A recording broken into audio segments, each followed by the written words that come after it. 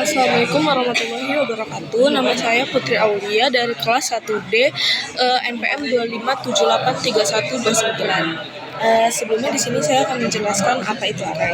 Array itu adalah fitur bahasa dasar dari sebagian besar bahasa pemrograman. Ini adalah kumpulan nilai atau objek yang sulit dihindari. Mari kita lihat lebih dekat array dan semua yang dapat ditawarkan oleh array tersebut. Array itu adalah struktur data yang berfungsi sebagai kumpulan beberapa item.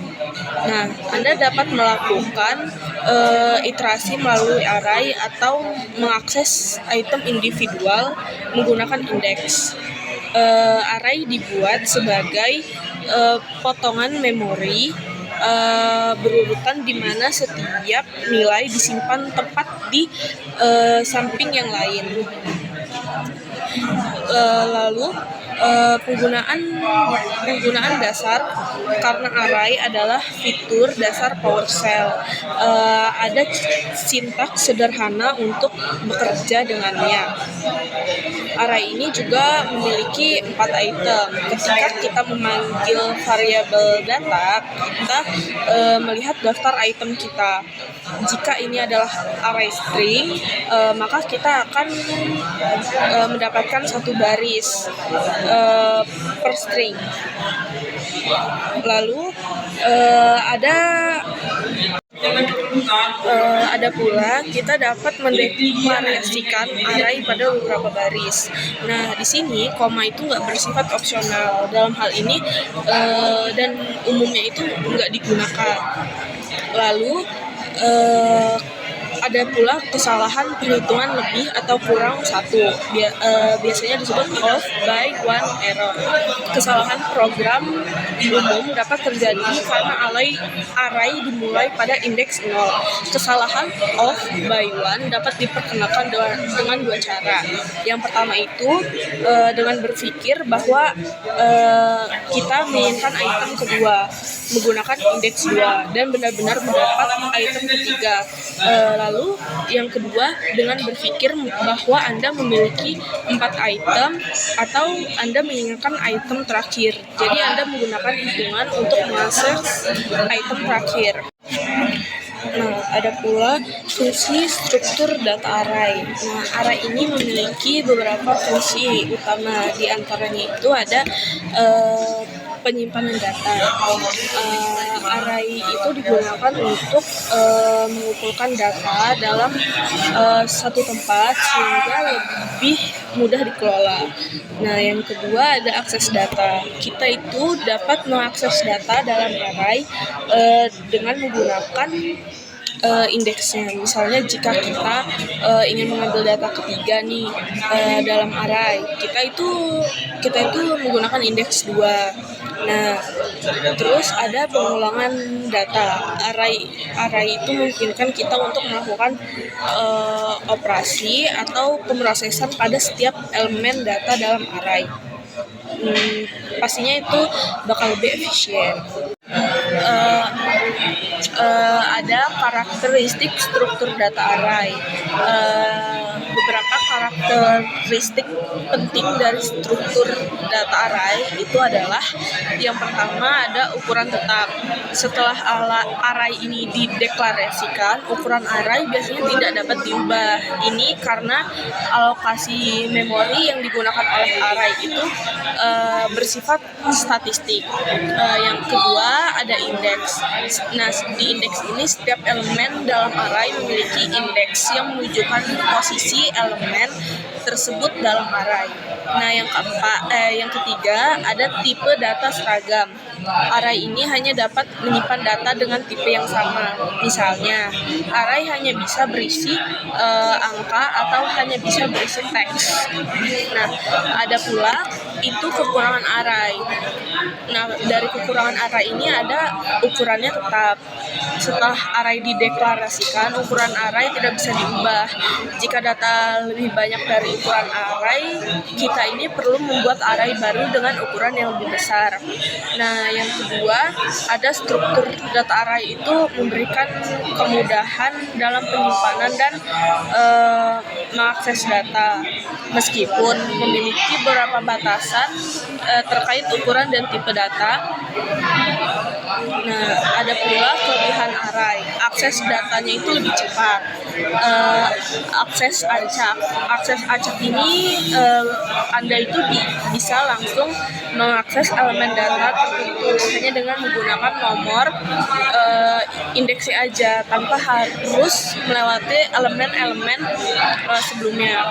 Nah, kelebihannya juga efisien karena elemen tersimpan secara berurutan di memori. Akses data itu jadi sangat cepat dan efisien. Nah, terus ada efisiensi penggunaan memori. Efisiensi penggunaan memori itu penyimpanan berurutan. Itu tuh gara-gara array menyimpan elemen secara berurutan di memori yang dapat mencegah fragmentasi memori dan lebih efisien dalam penggunaan ruang. Nah, terus ada lagi deklarasi tunggal. Anda yang memakainya itu hanya perlu mendeklarasikan satu variabel array untuk menyimpan banyak elemen yang menyederhanakan kode. Terus ada kemudahan operasi berulang atau looping. Nah, ini bakal mudah untuk melakukan operasi yang sama pada setiap elemen menggunakan loop seperti for atau while. Misalnya untuk menjumlahkan semua nilai atau menghitung rata-rata, operasi menghitung rata-rata. Nah, habis itu ada operasi batch, memungkinkan operasi pada seluruh kumpulan data secara bersamaan, seperti menambah nilai ke setiap elemen atau memfilter elemen berdasarkan kondisi. Nah, terus ada kesesuaian tipe data atau data homogen. Nah, ini bakal cocok banget digunakan untuk penyimpanan sekumpul data yang memiliki tipe yang sama, seperti sekumpulan angka atau sekumpulan string. Struktur dasar lain fondasi algoritma itu ada array menjadi dasar bagi banyak struktur data lain yang lebih kompleks, seperti stack, gueule, dan hash table.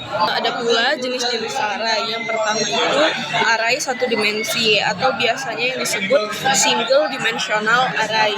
Nah, itu menyimpan data dalam satu baris. Yang kedua itu ada array dua dimensi atau yang biasa disebut multidimensional array. Itu berbentuk seperti tabel, baris, dan kolom. Yang ketiga itu ada array tiga dimensi atau lebih. Nah, biasanya digunakan untuk data yang lebih kompleks, misalnya penyimpanan data dalam bentuk rumus, yaitu baris, kolom, atau lapisan. Yang keempat itu ada array multidimensi. Array ini memiliki lebih dari 3 dimensi. Contoh penggunaannya itu pada bidang AI, data citra, atau machine learning.